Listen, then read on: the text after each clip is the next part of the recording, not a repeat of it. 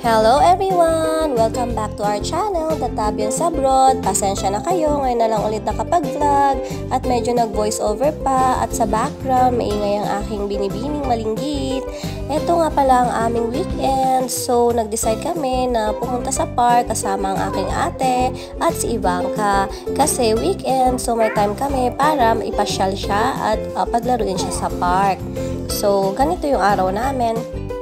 Medyo tinanghali na nga pala kami ng pagpunta sa park, kaya makikita ninyo medyo mainit na kasi si Ivanka inantay pa namin siyang gumising dahil medyo tanghali na siyang gumising ng weekends dahil medyo late na rin siya natutulog sa gabi.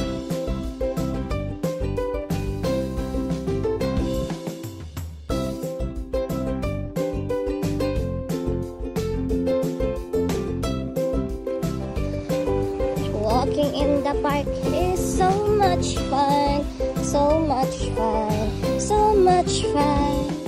At eto na nga, parating na kami sa park at pagkarating namin dyan sa park, ibababa kaagad namin si Ivanka sa stroller niya para makapaglaro na kaagad siya dyan. Kasi libre naman yan at may mga place talaga dito sa mga parks dito sa UAE na may mga palaro ang nakabuild.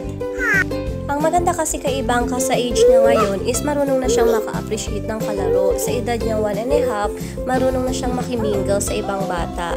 Minsan nga lang kapag may times na natutulak siya, medyo nagkakaroon siya ng trauma. Hindi naman trauma pero medyo natatakot siyang dumikit-dikit ulit sa mga grown-ups na mga bata. So may mga times na hindi siya agad lumalapit.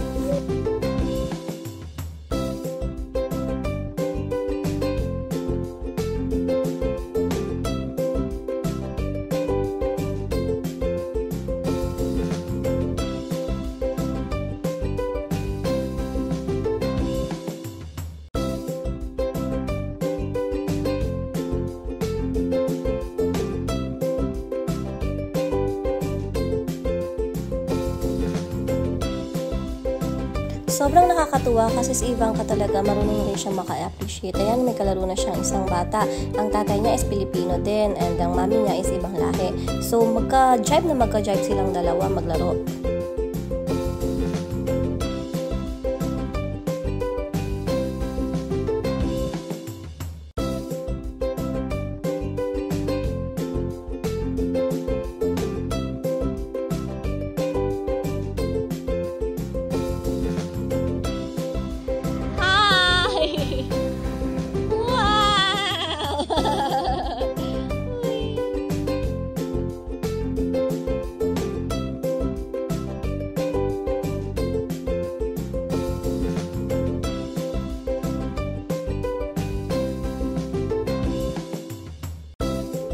At yun na nga, pagkatapos namin sa playground, play area ni Ivanka, ay dumiretso naman kami sa grocery store para bumili ng mga kulang na sa bahay, kagaya ng bigas at mga gulay para sa lulutuin naming lunch. Naging little helper din siya kanina.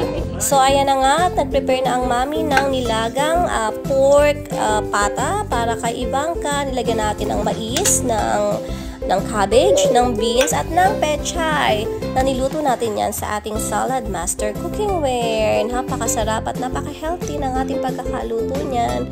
At pagkatapos kong magluto, ayan na nga, playtime naman ni Ivanka. Diyan ay matapos ko siyang paliguan. At that's it. Thank you for watching.